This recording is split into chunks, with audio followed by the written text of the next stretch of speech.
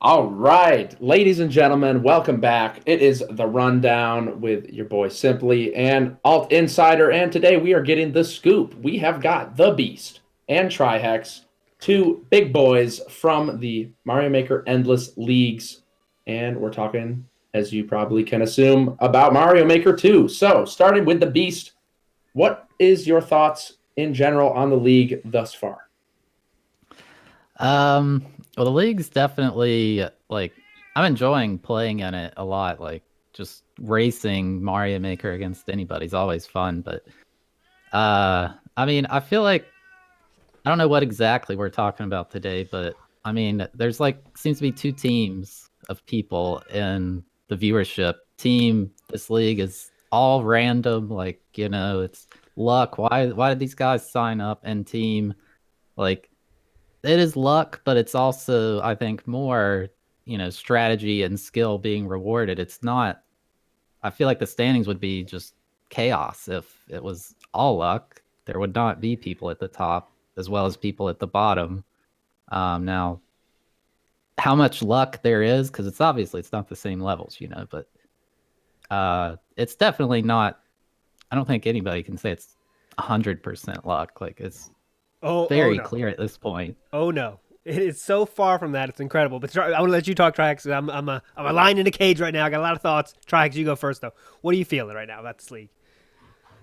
Well, how I felt from the very jump here, I was always surprised that this was like the format that was concluded upon. I feel like it was always one that was like rooted in compromise. Like the GSA wanted to get a league going for Mario Maker 2 when Mario Maker 2 was viral, upon its release. So the whole idea of getting a certain amount of level creators and having dedicated levels produced on a weekly basis for some kind of like league race is pretty ambitious, requires money because you have to pay these people to do it, and it's a logistical nightmare to get these levels done on time for these races, when it's just like infinitely easier just to say, okay, let's just like use the random level creator and we'll just let the random seeds go crazy and see what happens. So I look at it like, okay, yeah, you wanted to get out there to get the league out in time. You didn't have the logistics to do the ideally fair scenario of having level creation on the weekly basis for the races, and you give this a shot and see how it rolls from there. It could be terrible, could be less than terrible, and less than terrible would to me be the pleasant surprise that may say, hey, maybe we can try a mixture of both for season 2 or whatever. That's what I understood it as. The fact that there's a positive reception to it at all is kind of super surprising to me, quite frankly.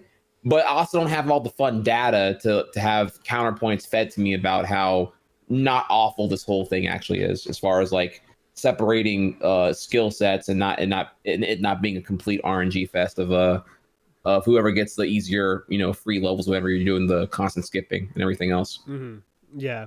I mean, I can go in further later on here about like my issues with this as a viewer spectator sport as well, but I'll stop here for now so we can come in with more if you yeah, want. definitely. I mean, when I came in, I was like, doing some stuff with GSA. I was like, all right, let me try to commentate one of these and I'll just see. And I remember I did with you Simply. And I was like, man, this, it's kind of an RNG kind of thing, huh? And I just really thought that was the truth too, until you start looking at the stats and the people that are at the top, and you see it is actually the opposite of that. And I've been so shocked by.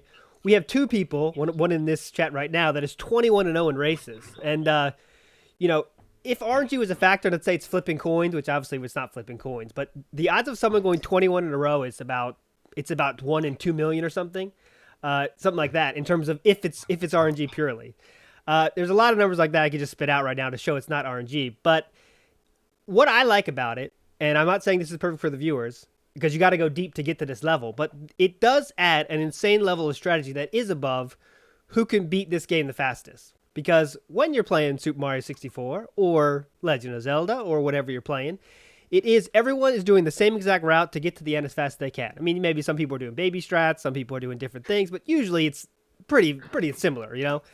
And there is no strategy involved in that. It's doing the best input you can, doing the best, who could do the best performance at that time.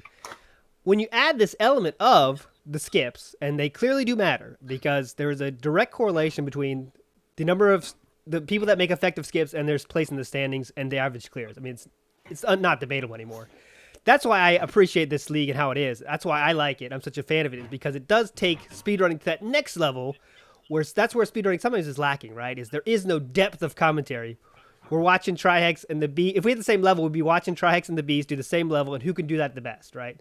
I can't talk about your strategy decisions because really there isn't any. You know what I mean? So that's why I like it. I'm sure I have more to say as well, but I'm sure we'll get into that later. But let's get to you, Simp, though. What do you think about this league and how it's set up? I had the same thoughts as Trihex, actually. When we did it for the Invitational, I was like, oh my goodness, this is such a mess. Like, because we were doing easy endless and normal endless, and that is much more apparently about the RNG, because every easy level is like very clearable. So having that be a part of the tournament is like quite literally a coin flip, because you get 4-minute levels, you get 2-second levels. They're all the same difficulty. There's not really too much going on. The chances of you dying are slim to none. So when I saw it as the format for the league, I was like, ooh, all right, we'll see how it goes. And I've been commentating a lot, and it's probably my favorite thing I've commentated, just because it is very, it's fun. It's like, I mean, it's sort of like Pokemon, but not really, because you can see the strategy. Like at first I was like, not too much going on here, but then you're watching closer, and like you said, skips are huge, of course. Like all the top players are skipping a lot. That's like one of the best strategies to have, is skipping very often. But then you also have the players who are like, they'll get caught on a level, but they'll know when to skip. Whereas there's players who get caught on a level and don't skip. They're stuck with it. They stay on it, lose a lot of time. So currently my thoughts on it, I like it a lot. And I agree that if we could, and we're looking at ways to change, how it works, I would like to see more other things tried out. And we did try something with Dave and Ryukar, and that was pretty fun. The pacing was kind of, but I'm enjoying it. So I guess to get to the next level of this conversation, obviously we're going to do season 3 because this is the most popular game on GSA right now by far in terms of numbers and viewers and YouTube and everything. So if we had to say, what team are you on? I'm going to ask both of you guys, Beast and Trihex and Simply. Team change the rules. Trihex, I think I know your answer. You'd be on team change the rules, and there's team keep the rules the same, but with some minor tweaks. I guess Trihex, what I ask you, what team would you be on if I had to ask that question to you? Change the rules, big time. How about you, the Beast? I can go in a lot further if you want, whenever you want me to. Oh yeah, let's do it now. Let's do it now because I want to hear that. Let's get what's the Beast's answer? Yeah. Did you get everyone's answer already? I definitely think there could be tweaks, but I think from a viewer standpoint, especially, like maybe you see a lot of complaints about all the skipping and stuff, but if you stream Mario Maker or put up a YouTube Mario Maker video, endless is always what gets the most views. People are interested because it's variety. Like, I think the viewers, maybe they don't know that they like it better, but definitely from the player standpoint, I agree, it is frustrating to skip, especially if you skip like 5-6 levels in a row. I don't think anybody likes that, but I definitely think it could be tweaked. I'm not very good at game balance, I guess. So I don't have too many ideas, but I kind of like it. Yeah. I mean, obviously, I'm team stay. What about you, Sid? I don't think we know you exactly. Are you team change before we get to you, Trihex? Are you team change or team stay? I mean, I'd have to say on team keep, but I would like to see some tweaks. Like endless, maybe not the best. It would be awesome if they had a seed function, like 2 players put in a number and then you get the same levels. That would be really nice. That would be the best. That would be the best for sure. But as it stands, I'm a fan of endless.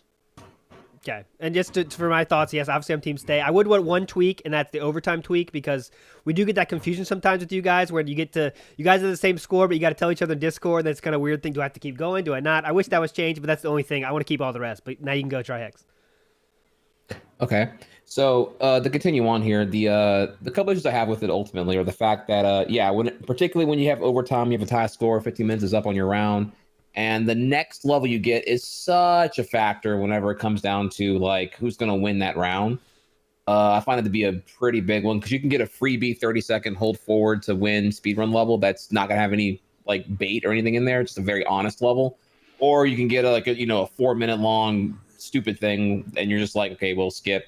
You skip, you lose 30 seconds. Your opponent's if they're already in a good level, more likely to win. Even if like a similar skill level, I would say. When it's overtime, I feel like the RNG factor is a little bit too big for me to take it, to not have the whole competitive vibe trivialized. Mm-hmm. A counterpoint there would be that obviously if like you just get good and you wouldn't be at a tie score, probably is the counterpoint there. But I don't know. I still find it's kind of like I don't know. I've been burned on that like one too many times for me to like not bring up that as a complaint as a competitor. But if I can continue on here, the other thing I have too is like in the beginning, and I'll tell you a little more about my journey, the whole thing here. So in the beginning, when I was playing my beginning rounds, I was very caught up on trying to like beat levels. I had an ego involved where I would like, there was a level I knew I could beat if I had more time, and I would get stubborn, and I would piss away, 10 lives on one level, which is not wise. And ultimately I would let that level get to me psychologically, and I would let that be my hang up on why I probably threw that round when I could have just skipped it and moved on. Once I started to play like without the ego in mind, I caught on to the meta that like, okay, clearly you want to skip way more often. You don't want to have any of these like long-winded levels that have various objectives. You don't want them, you skip them. You want an honest, straightforward speedrun level you can beat under a minute, look at the world record, and then try to do it. If it takes too long, peace out, move on, hope for an easier level.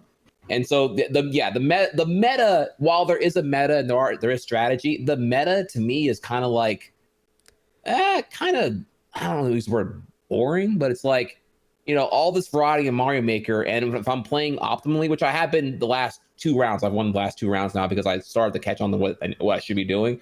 Yeah, I'm not looking for hard levels here. I'm looking for easy, honest, no debate, no hidden block.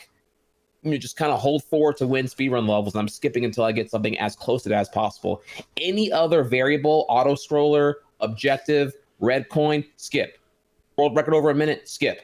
I'm skipping like 90% of the crap I'm getting to get that one insular combination of tags are going to be very honest and easy to get through as fast as I can as possible. Mm-hmm. And usually whenever I lose a round or a match within the rounds, because I did a level that I shouldn't have done. The level was too hard or like too whatever for me. That might be too reflective of my current skill set. I'd have to go back here and recall what levels I was skipping for what reason, whether I didn't know what to do or wasn't super obvious where to go, and I just like wasted more than 3 lives trying to beat it. But because of that issue for me as a player, it's kind of about something that could be improved definitely somehow. But also as a viewer, you're just like, I could be wrong here. I thought viewers wouldn't really care because it's like they're mostly, you're just, I don't know, you're watching me skip a crap ton until I get that one kind of level I'm looking for, and then I try to beat as fast as I can and get an easy world record and move on. I don't know, maybe I could be wrong on that there, but because I also found out recently to my surprise here that apparently the Twitch.tv /speedrun chat actually loves the current format, and they love that it's like random as hell or whatever. So I might have some things I need to learn on my end here too, but that's generally been my complaint, is that it's like the variety out the window. You're looking for one kind of level and you're just kind of like skipping until you get that ultimately. And maybe my tactics are wrong here, but I won my last 2 rounds pretty confidently because I've been like just removing the ego and not looking for hard levels. I'm just looking for the easy levels to just like and knock them out really quickly and move on. Yeah, just to add some stats to that, I mean, the last 2 weeks you've been doing this, if you had done this the whole year, you would be in the top 3 easily if you had the same numbers. You know what I mean? So I mean, clearly you have now got the format down. You know what I mean? And that's whether that's a good thing or a bad thing in terms of how to play. But yeah, you are a real threat now because of this change. And it's just that's how it is. I guess I want to ask you. I think the big difference here is like in terms of viewership and playing, right? Because we are asking you in this format, you're not doing a normal speedrunning thing, right? It's not a normal speedrunning task you're doing of getting to the end and beating hard stuff. It's a different task, right? So it's like a puzzle, I think. It's how I kind of look at it. There's an infinite number of levels you have to beat in the next 15 minutes. And however you do that, however it takes you to do that, how many can you beat? That's your goal. And it's not really as easy as get to the end of the, speedrunning, normal speedrunning. I think that's, it's kind of like, I can imagine as you guys are speedrunners and I'm not, it's not as maybe fun. I mean, I think it's fair to say it may not be as fun. It's not as rewarding maybe, but for the viewers, there is that goal we can see, and we can kind of enjoy that puzzle aspect of who can do this, who can break the strategy of this format we have so well, the best, and I think that's really cool. I guess if you guys are team change, Trihex, I guess I would ask realistically, what kind of could we do to what kind of other format would you have in mind? I guess. I mean, the seed format is obviously the best. Everyone has the same 1,000 levels at their disposal for the next 50 minutes. That'd be the best. But we don't have that. So let's get realistically. What would you like to see then, Trihex, in terms of a different kind of format? Well, you're right. I definitely should be a bigger fan of giving you a solution-based dialogue. So before I go into that, allow me to preface here and say that whenever I won my last round and I kind of gave like a really harsh thing, keep in mind that one, I was under like, I know these interviews are usually really short whenever you interview the winner because they have the next round to do on the GSA Saturdays. So I had like 3 minutes to say something. I won the round and I wanted to like finally, not in an area of not salt, bring up my honest, candid feedback. And I had 3 minutes to do it. So I just like blurted everything out without giving any of like the positive or any of the padding I would normally give, that kind of thing. Like, I don't want to give y'all a scathing tone of like, oh, I hate this. And then like, usually I like to like, kind of give like a more well-rounded opinion. I had to give all my negative because I only had like, a very short amount of time to get it all out there for you. So want to real quick here and say that I have been enjoying the rounds. It's been cool to lose to all my opponents over and over again until I finally turned on strategy and figured out what I should be doing instead. I just don't know how compelling it is. But to my surprise, it's apparently pretty compelling. You say it's a popular game on the GSA Speedrun League, and the viewers in Speedrun TV chat love it for apparently. So okay, I'm learning a little bit of things here. Now, with all that out the way, though, a solution-based dialogue I'd love to have here is I would say. Have we thought about the deeper consequences of like having some kind of like limitation towards skipping or like a strategy on skipping? Like skipping as an infinite resource kind of puts a further onus on like the load times between each level. I don't know if that's been a relevant factor for y'all yet or not as far as the stats go, but like if it's generally like 15 to 30 seconds per skip on just the loading time alone, I wonder whenever you're given unlimited skips, I wonder how things would change if there was like a capacity to it. Or do you find it's a bad idea? I would think because if you have, let's say we have minimum, average skip is about 6 or 7 skips a time. And I know it feels like you're doing way more Trihex, but really you're skipping about a little bit less than 50% usually. So what it would feel like though is, let's say you have 10 skips and you use all your 10 and then you get to a level that's, a 5-minute world record, then you're done, right? You might as well just turn off your console. You know what I mean? That'd be the issue, right? Yeah, I don't know. Really know how you would fix it. I guess my whole thing here was like, well, just I don't know, get level makers to make levels and prepare better. That was like what I discussed with Cheese like way back when he was like, what should we do? And I'm like, I don't know, get level makers to make levels. That way you can simulate a seeding system of some sort. But yeah, obviously at the same time here though, I didn't know that the league was going to be like weekly races for a long period of time. So it's the quantity of levels you would need and like the honor system of having everyone play them blind and not watch, I guess, like a prior week's race or whatever, or anything like that, whenever you're never going to run out of levels to use, might become an issue. So I don't know. I don't really have a great, I'm afraid here to say that I just critiqued it without really providing a solution, which I kind of hate being part of that negative Nancy camp. So I just kind of want to blurt out that, like, I don't know, like a lot of, I feel like the 2 times my 2 recent rounds I won, I got phenomenally good luck. I actually didn't do that much skipping compared to what I would usually do. I could be wrong though. But it felt like I got handed a lot of easier levels randomly when I faced off against my 2 previous opponents compared to the prior rounds. So I don't know. I don't know how to really fix it other than like, I don't know. Like you just like mass download levels in your offline queue, and then everyone fires them up and goes at it. Yeah, I don't know. But I hear you though. Unfortunately, I feel really guilty that I don't have like a solution for you. I haven't really given any thought. But to be fair here, I thought it was gonna be like a little 5-minute podcast. So I didn't prepare anything here. I apologize. It's all good.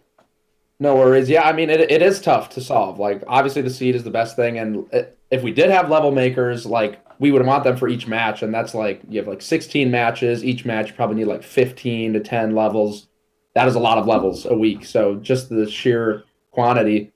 But the thing that DGR came up with was actually kind of interesting. I don't know if you got to catch it, but basically you just filter out levels very specifically. Like you have a very specific clear rate so that both players get the same set of levels, and then you just kind of pick one at a time, and they were just doing who could clear the level first, then moved on. But the thing with that is the pacing is just a little bit slower. Like you have this time in between the levels, but it was interesting. Like thoughts on a format like that? Go to you, the Beast. What do you think about if we had you do a heavy filter? Even the chat can choose the filters, whatever. Sometimes, whatever, get them involved, and then you choose level together, and then start it. Whoever finishes it first gets a point, and then you go to the next level. Yeah, I think that's a pretty good idea. I think what I heard is they were specifically seeking out zero clear levels, which I don't think that's a good idea because there is a reason a level doesn't have a clear. It's either absolute trash, hidden block, or it's actually really, really hard and you're not going to beat it.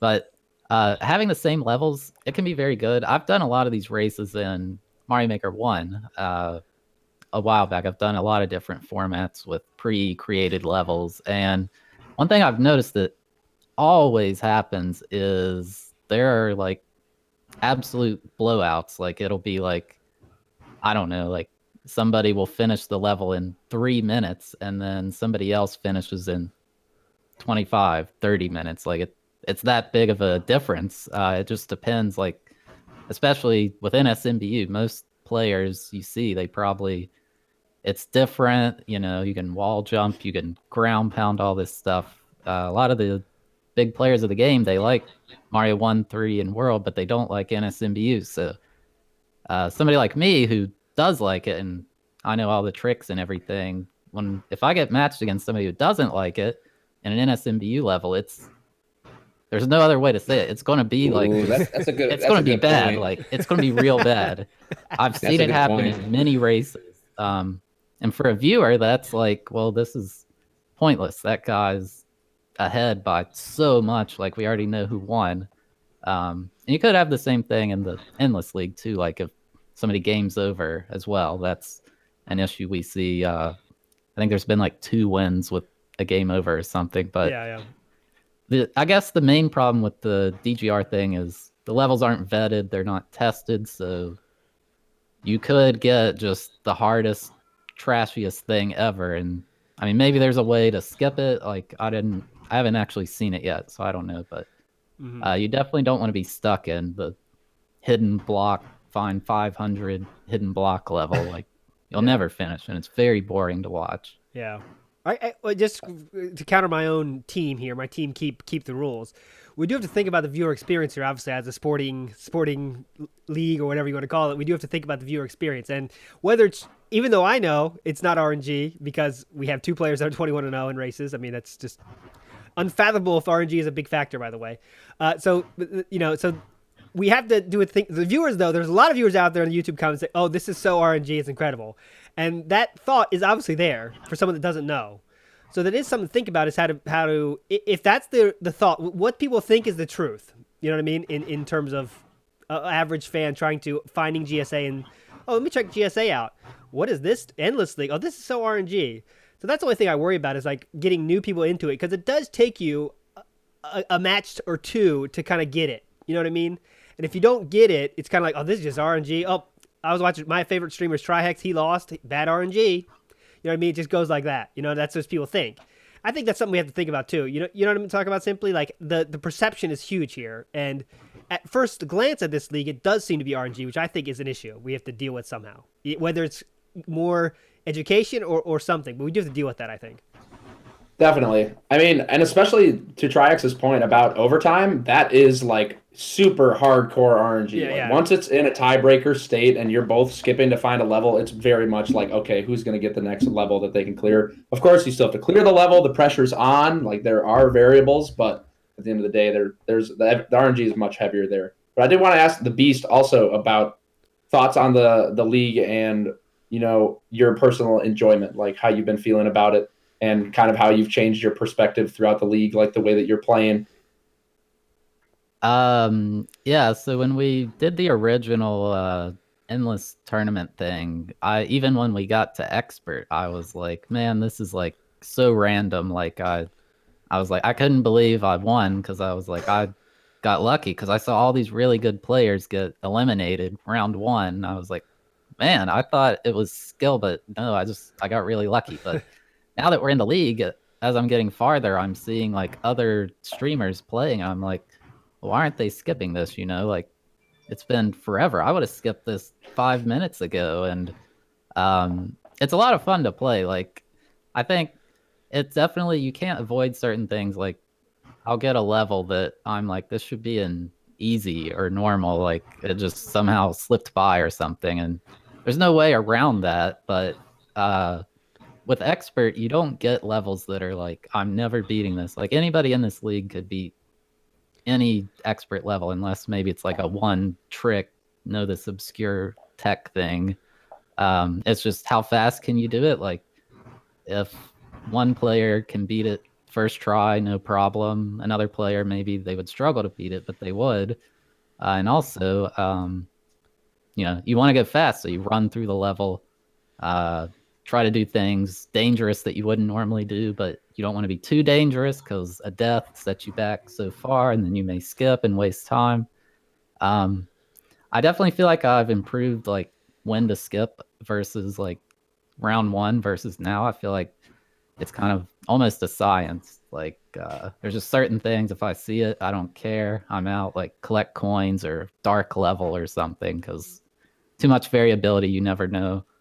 But I think it's fun. I know my chat likes watching it, but also other streamers' chats, maybe, I guess my chat likes it because I've been winning, so they're probably like, hey, my favorite streamer's winning. I love this. So Yeah. I don't know how other streamers are feeling, like in their communities, but I'm having a lot of fun playing in it. Trax, I want to ask you. That's one thing before we get to that. I want to say, like, one issue I have with this league format is there is a best way to do it, and as Trihex, you kind of figured it out 2 weeks ago.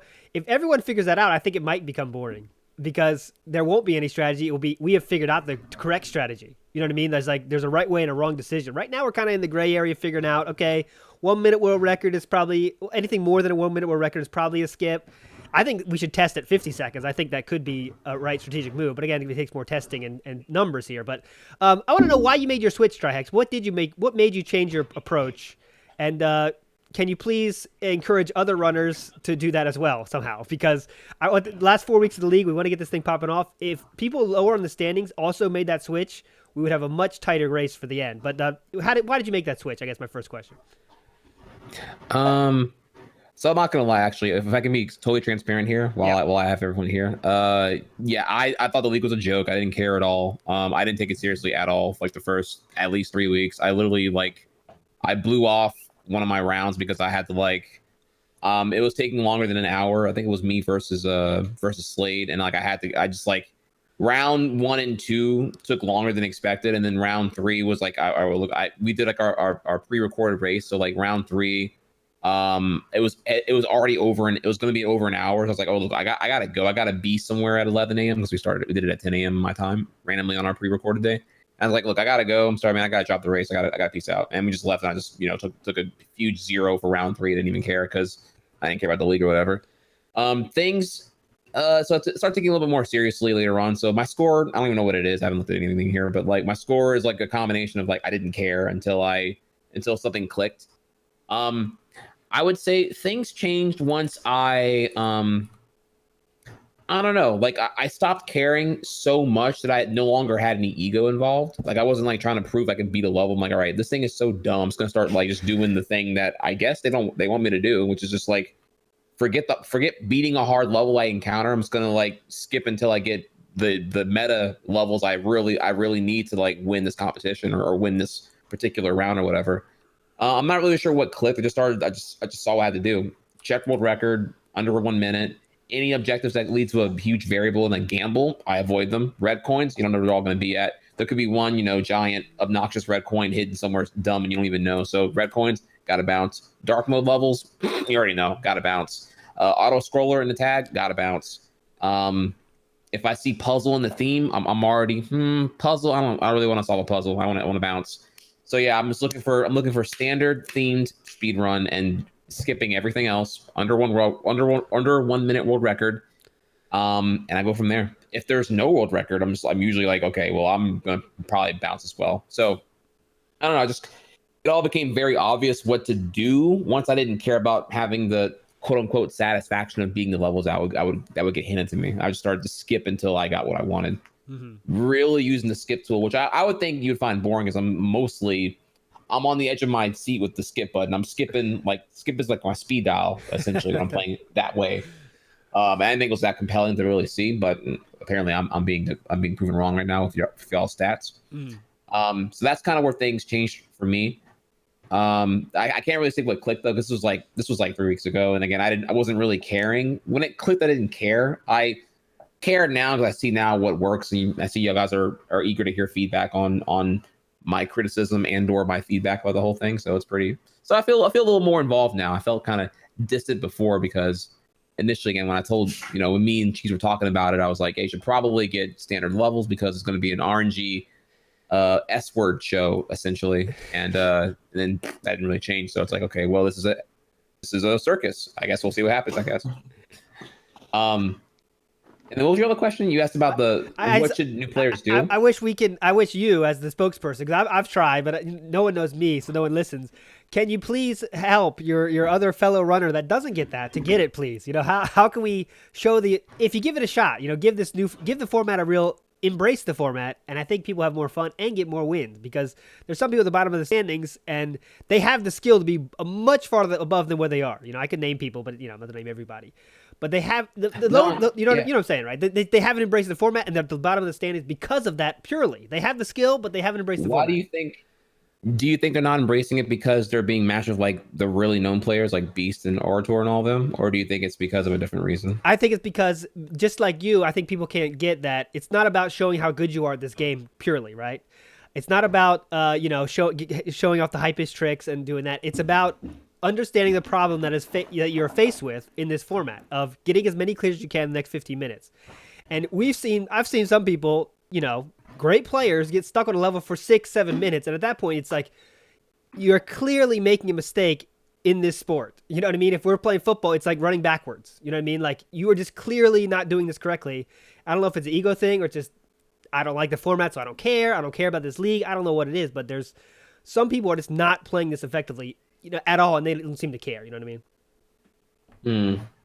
Yeah, I honestly I'm trying to think here. Maybe if there was like more tools to see what, no one was really giving me a score of like how I was doing versus my opponent each time until like round 5. Maybe that's what changed actually. Cause like when I would play, I don't have the Speedrun TV stream open. I don't know if I was supposed to or not. So I never really get told how quickly I lost. I just got told that I lost a round. So I didn't know the score. The commentators in the Discord call wouldn't type out the score until someone randomly started doing that for me like 2 rounds ago. Mm-hmm. And then it's like, okay, well, actually I almost won. So now I understand what I should probably do more of what was working on this one level where I cleared it really quickly. I didn't have that feedback. So I would just know I lost. And then, round 2 go.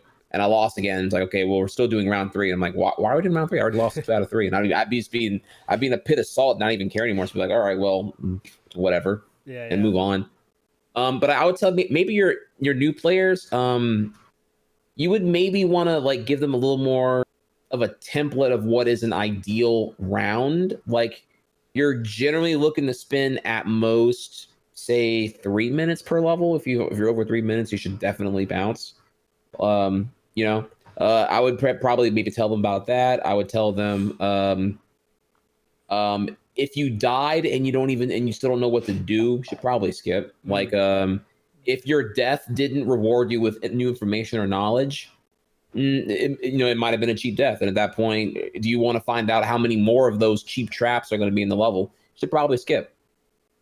Death should give you a huge momentum on information to at minimum overcome what you just died to. 1, 2, world records should be checked on how long they are. 3, red coins. It's not worth it. Red coins are stupid. Dude, all it takes is one dumb coin in a stupid location. You completely wasted 4 minutes on a level that was a huge gamble, or less. I will say this though. Okay, separate from this whole point here about what they should do. Yeah, I would love to see the types of levels that we're going to opt to skip. Perhaps have an incentive to be attempted. Okay. For example, so like if red coin levels were like somehow fair to earn more points by doing a red coin level, I think that would be cool. Interesting. I think that in theory is worth debating about. I don't know if I say it's cool because obviously like the red coin levels are going to vary off of how obnoxiously placed the red coins are, but I do like the idea. I can honor that there is strategy in this current system we have right now, but it does make me a little sad that ultimately when you get super meta, you're going to be skipping like 90% of the levels. Like you're just straight up looking for the easy stuff, which is just like random and trivial at that point. obviously, having the beast's skill set will just make more of those levels within your range to tackle on a first try basis. Mm-hmm. But ultimately, even beast is going to be looking for the easiest levels to play through, the 22-second honest on-off switch level with no BS in it at all. You're right. You're looking for that, right? Yeah, the ideal level is a 10-second level, and if you don't find that, the ideal is 20 seconds. And usually it's a speed run, so you want to beat it first or second try. Mm-hmm. Yeah, so that's the sort of thing. I would love to see actually this meta we have right now could work out big time if there was an incentive to do other levels as well. If they were not all valued the same, hypothetically, somehow. But I don't know how that would be enforced though. Yeah, but there's a constructive idea I would say is worth exploring. That is an interesting idea, and definitely something we could look at. But I see let's say objective levels, like a certain objective level would be worth maybe a bonus point or something. Then it just seems like it's even more RNG because you all of a sudden got this easy objective level or something like that. But to the point about skipping about easy levels, I wouldn't say that they don't seem to be that's what you're looking for. Like you're looking for a 20-second, 10-second, but sometimes those levels are hard and you end up having to skip those anyway. And knowing when to skip those is a whole nother subset of, being aware of, okay, that is a good point. Yeah. You are right. There are some 20-second ones that made me spend 3 minutes on them, like a false security. You're definitely not wrong there. Oh, there are some levels where people do with the P block, the P drop jump over a barrier, and some people have just that's the goal is sitting right there, and all you have to do is do a switch block jump or whatever, and people will spend 5 minutes on it because it's all they got to do is do this one jump. But it's just you got to let it go. You can't do the trick. You got to go to the next level. It's really. I can understand how tough that is. It's I know I can do this. Let me get another shot. Let me try one more time. And then you lost. The round is over because you took 5 minutes on that one clear. So it kind of is really, I can see how it's challenging to let the ego go. I understand that 100%, especially as you guys are entertainers. And if you feel like skipping is not entertaining, it's even tougher to skip, right? I'm just another skip. No one's going to enjoy watching this. You know what I mean? But it's so far it is proven in terms of their numbers, people are enjoying it. You know what I mean? So I guess just embrace the skip and don't worry about the enjoyment because people are enjoying it. Well, here's an alternative. Okay, so let's say hypothetically you did get a predetermined amount of. Let's say you have the data to figure out that no one's ever gonna get 15 levels in one round, right? You're not gonna get 15 levels done. So you give them a pool of 15 levels that you have curated somehow, right? Yeah. At which point you tell everyone, okay, well, here are the 15 levels. Clear as many as you can in 15 minutes. And you deliberately make sure that there's a certain amount of speedrun levels, or there's a certain amount of red coin objective levels, at which point then you can evaluate them and appropriately say that, hey, we're going to value the red coin levels as a bonus point level if you beat it or whatever, but it's going to obviously be a 3 minute plus level because it has red coins in it or whatever, right? Yeah. I think that system where you reward a variety of levels beaten through differentiation. What the fuck am I trying to say right now? Fudge. Different levels of redemption for points would lead to. I think it will curb that level variety problem you'll get whenever people get really, really meta. And you get kind of a bird's eye view of the player's resource, so you feel more. What's the word? You feel more value behind what a player's decision making is. I'm skipping, hoping for something better, but I don't know what I'm gonna get. But whenever you see me on the download screen and I have my 15 levels already downloaded, you're looking at me going through and I'm picking through the certain styles I prefer. For example, like Beast here says he prefers the NSMB levels. Just like him, I'm right there with him. I'm looking for SMW, Mario 3D World, and SMB levels. I'm probably weakest at SMB 3 and SMB 1. So the strategies of like which game styles I gravitate towards, whether I'm risky if I'm gonna go for these red coin double point objective levels, or I'm gonna go for all the meta, speed run only 20-second, 30-second levels.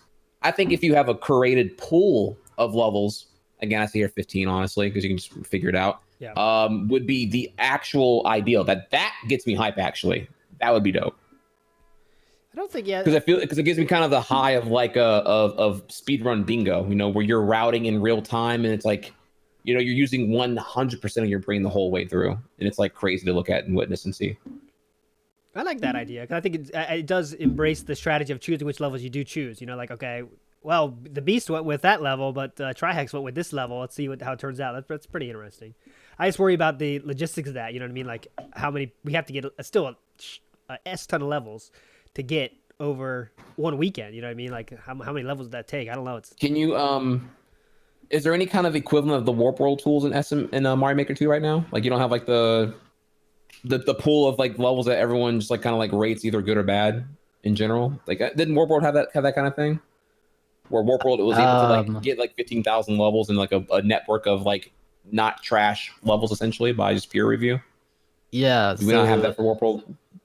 I believe they have everything we need except Nintendo has no bookmark site this time around. That was the key to it all. All you get now is a level code that is meaningless till you turn on your Switch and go look at what it is. Unless maybe if you hacked your Switch, but I don't think people would want to do that. All right, everyone has to hack their Switch now. We're gonna add seed in. We've got it.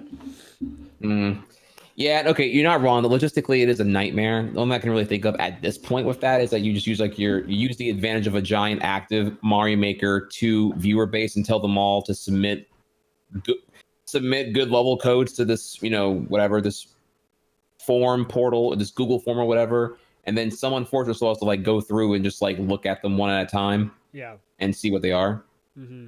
That kind of sucks, but I couldn't see it being more than like a 3-hour a week task for a team to do.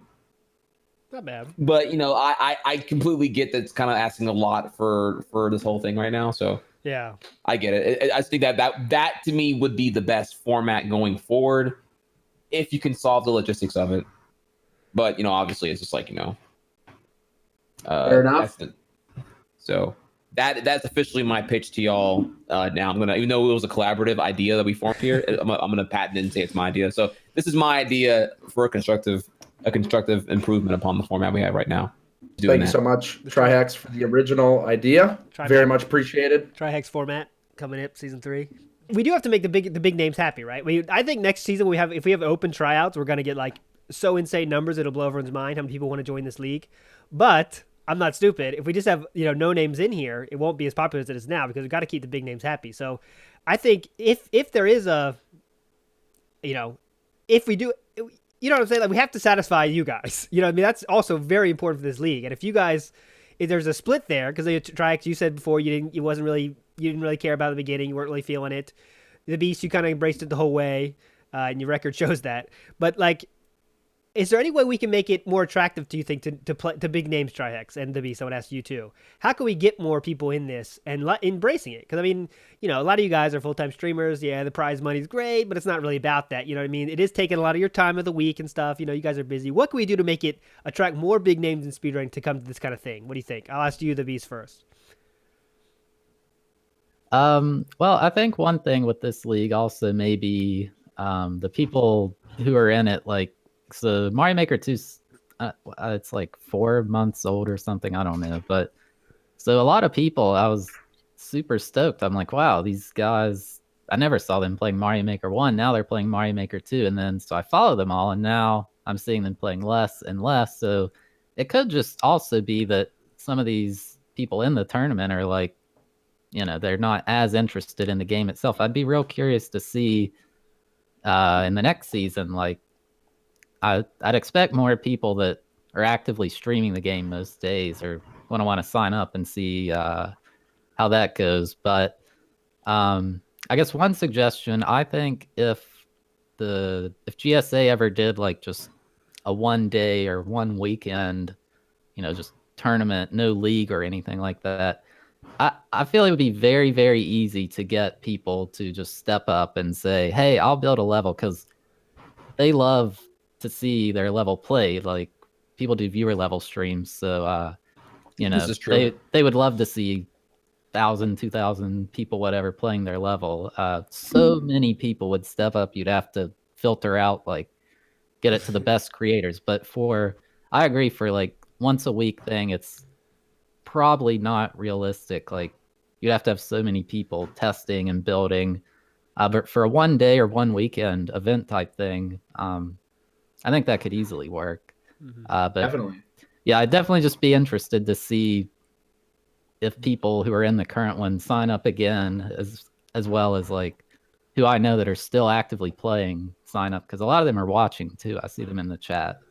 What do you think? That's actually a really good point. Like the logistics are really tough with the once a week, but it's certainly possible for a tournament, and so that's a good point. Definitely going to pass that along to the boys because the tournament we had last time was a joke. Honestly, the easy endless for the first round, we had no idea. We were just like, so this might work, and it definitely was awful. So we will take that into consideration.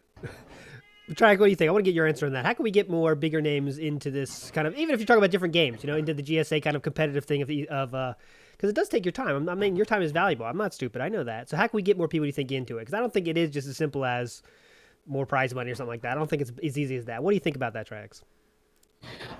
Well, first and foremost, I think it's a battle of communication. The message you're giving me right now about strategy and tactics and all that, it's not about just beating hard levels. I think most are going to assume it's beating hard levels because GDQ is literally beating hard levels. I assume you just copied the GDQ template, but you didn't. You did something different here. So whenever the previous example that's like the most viewed thing is what your, I guess, like prelude is, I think it'd be important to communicate what that is. So I don't know if it's part of the overlay or not, but I would definitely communicate to both the runners and the audiences here that it's about decision making and strategy. Most raw tech skill of Mario Maker second, I would say. Okay. So communication on like on what's being demonstrated as a skill set is one thing you definitely want to tackle. I'm always a huge fan here of accessibility being a priority. I think that whenever speedrunning appeases to the niches of the niches, that ultimately your scene is on its inevitable decline. The reason why you see, for example, Mario Odyssey or Ocarina of Time and SMW1 all have thriving speedrun communities because like there's minimal like mundane rundown arbitrary lockdown rule sets. It's kind of like run whatever you want to run, however you want to do it. You want to do 16 star, cool. 32 star, cool. 70 star, cool. 120 star, cool. No BLJ, cool. Damageless, cool. OOT, there's like a billion categories.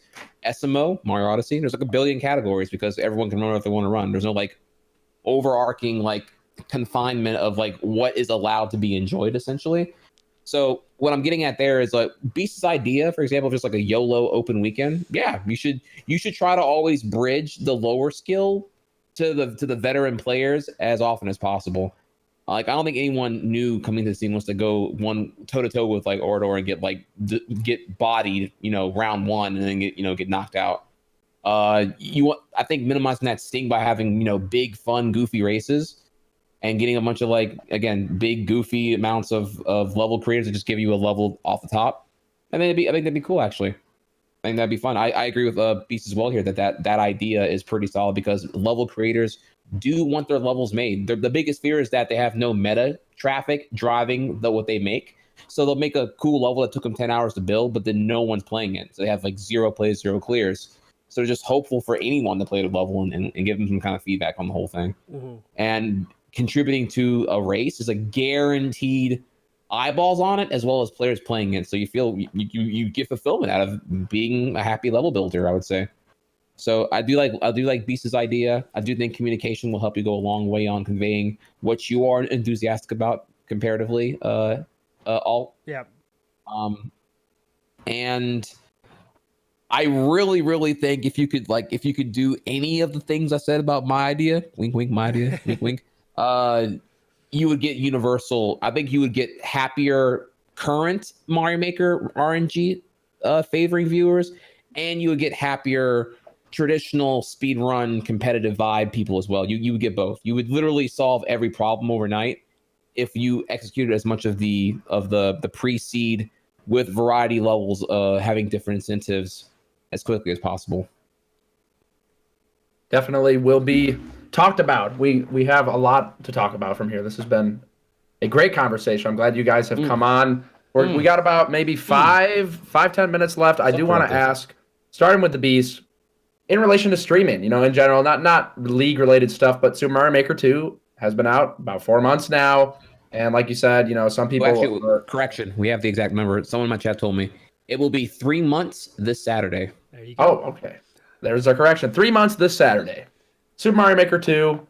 You mentioned some people, kind of losing some interest. For you personally, how do you see the longevity of Super Mario Maker 2 playing out?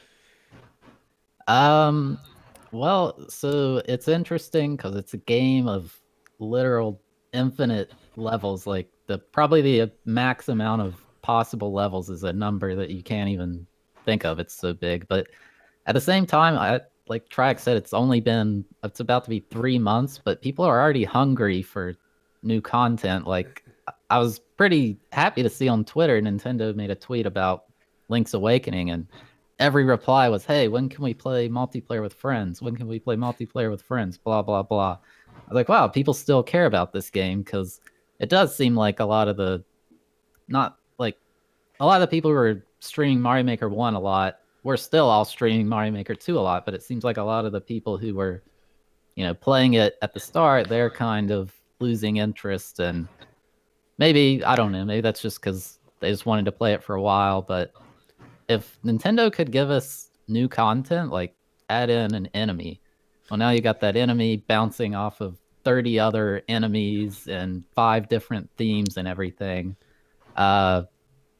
We have to hope they haven't forgotten about the game, because eventually people do and will get bored, even though you can never run out of levels. But you start to see things repeat. You're like, oh gosh, these levels all look the same, blah, blah, blah, invisible block.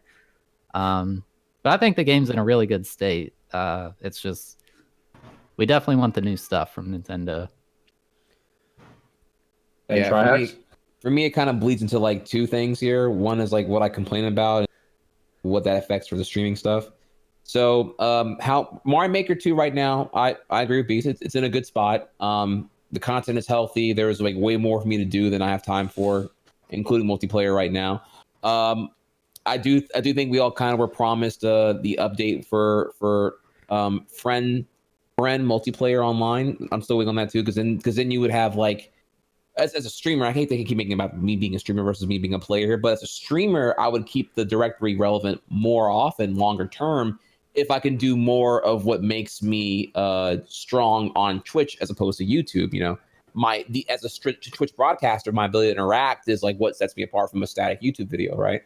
So the idea that I can directly race against people in my chat, call them out and destroy them, or I can call out, for example, Beast, and be like, yo, you want to do a cute race? We can make it competitive. We can make it non-competitive. We can make it 5 gift subs to the loser, or 5 gift subs to the winner from the loser, or just keep it fun, whatever. You can do whatever you want, right? Like whenever you can like ultimately assign who you're playing with, the interactable possibilities are just like tenfold by comparison now. So yeah, the directory gets a huge rejuvenation.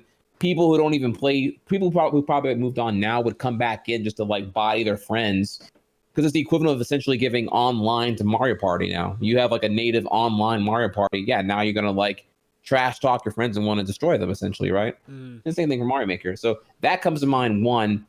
But the one that's really hitting me right now is that to an extent, I'm a little demotivated to try some harder levels at times, because there's no editor peeking.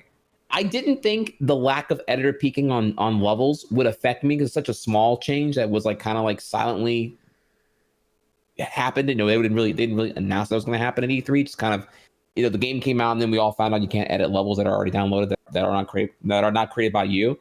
And what that led to now is like, I'll get a hard level that I can't solve, that I don't know how to solve. I'm just like, well, I would normally go and edit on Mario Maker 1, maybe remove solve blades, see what's behind it, see how this beanstalk works. It's kind of this really ingenuity, like cool little thing they got going on here. But now with no editor peeking, I'm just like, I end up thinking, okay, well, it's probably a dumb hidden block somewhere. I don't know how to solve this section. I'm lost. It's zero clear. It's some obscure Japanese zero clear hard level that I got in Super Expert, and I give up, because am I going to sit here and waste an hour trying to figure out what happens when it just could be a hidden block somewhere randomly?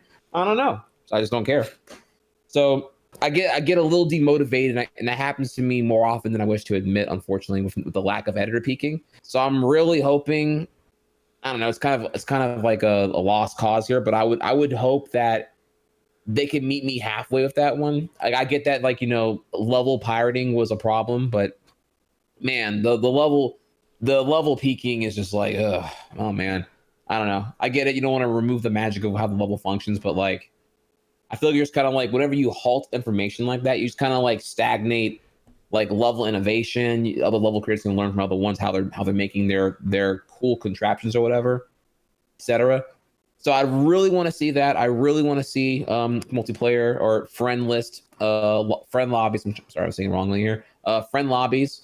Those are probably my two biggest wants right now for Mario Maker as far as what update goes for Mario Maker 2. But how do I feel it's going to survive long term? Yeah, if they don't start updating content eventually, like B said here, again, he's saying all the right things actually.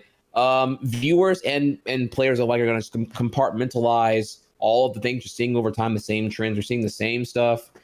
Throw items through tubes on 3D World, same stuff. You're going to see, I don't know, whatever. You'll see, as people get better, you'll see more and more of those obnoxious like spring jumps in Mario Maker 2 be more of those like hard levels to clear. As we go along further, you're going to see more of those like mandatory super jump 3D World only hard Kaizo levels or whatever. You're going to see more and more of those things. And eventually, with the lack of diversity in content, you're just gonna know that you're gonna see some hard 0.00% stuff over and over again. So yeah, eventually it just will get, I don't know, stale. Mm-hmm. So hopefully they'll fix it up a little bit. It's weird because in Mario Maker 1 we got updates every like 3 months. The game came out in September 2015. We got checkpoints. We got checkpoints in November 2015, and then we got hard mode, red coins, lock keys, and some other stuff all like March 2016, and then the game was dead essentially, minus like really silent patches that just kind of like nerf things left and right. So here we are now, 3 months in, or about to be three months in here, and we have no update. So I don't really know what Nintendo's planning right now. It's hard to pinpoint. Mm-hmm. Sorry, that's kind of a word salad there, but that's kind of like it's okay. All of that is how I feel about Mario Maker 2 right now. Sure. So they got to update their stuff. Can you hear? That is the. Shit.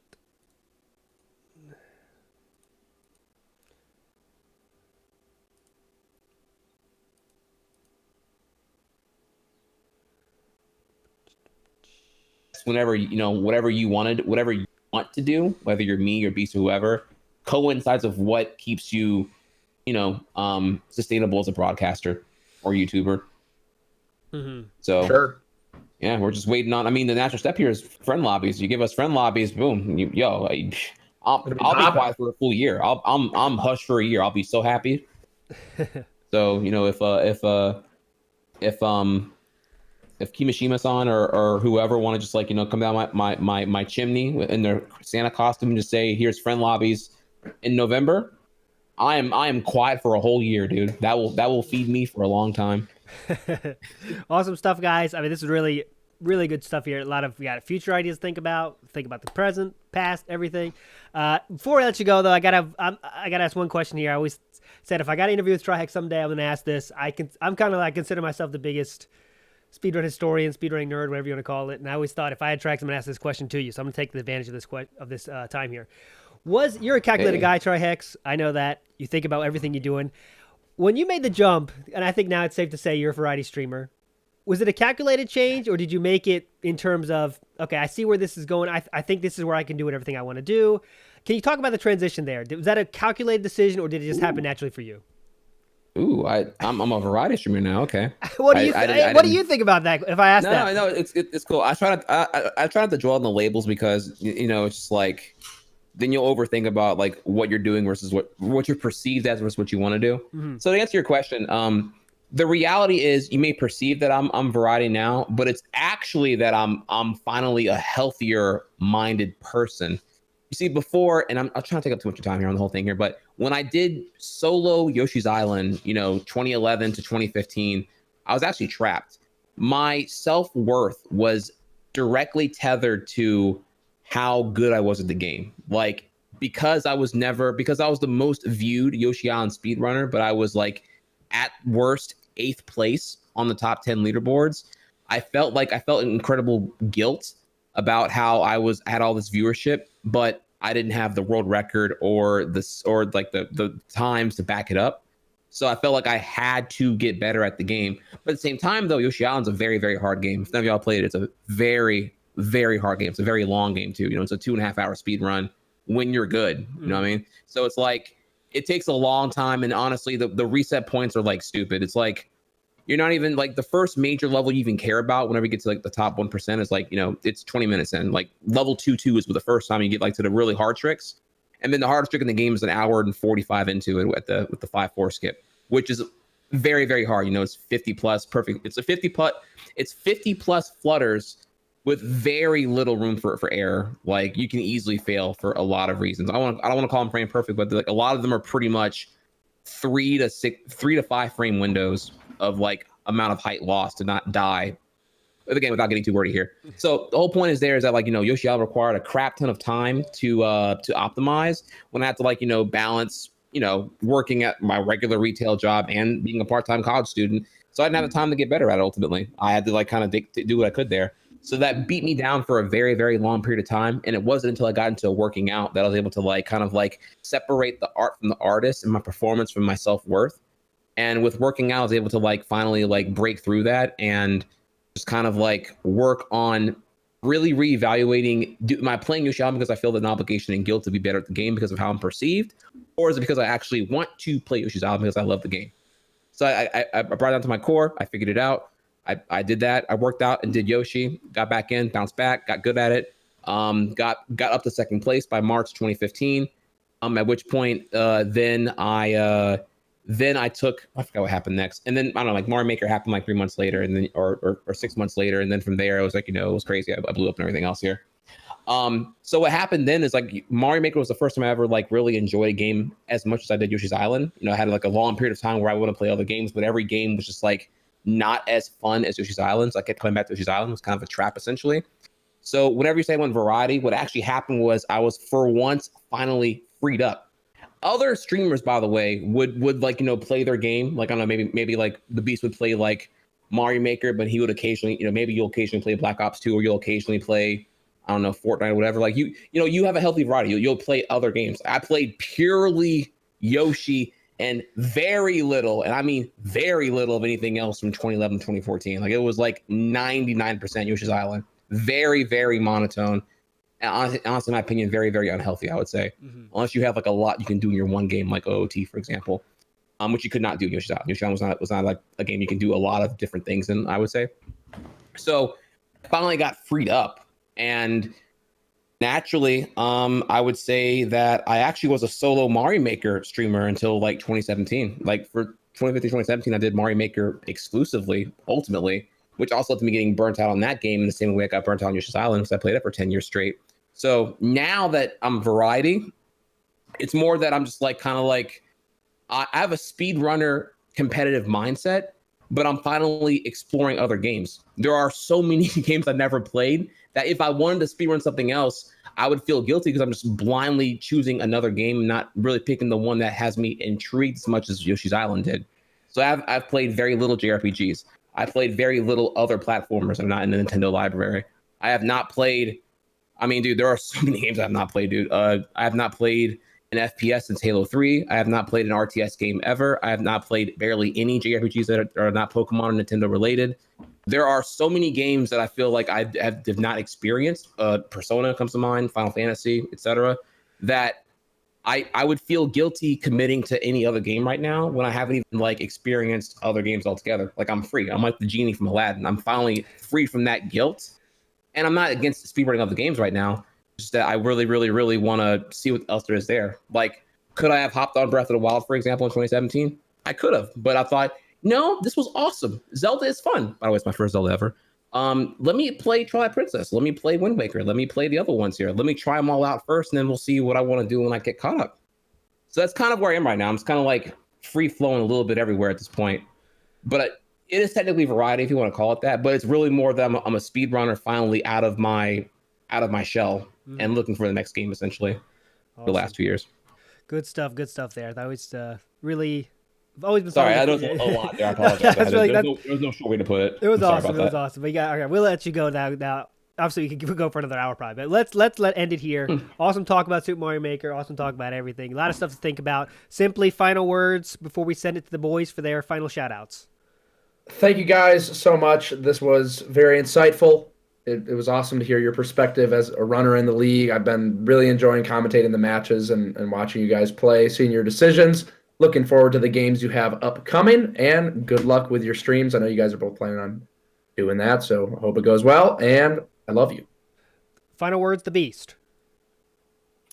Yeah, shout outs to everybody who watches me or watches this league. I'm really excited for the playoffs, I guess we're calling it, coming up. I have no idea who's going to win. Like, there's so many people, especially if people start changing their strats. For sure. Trihex, send us home.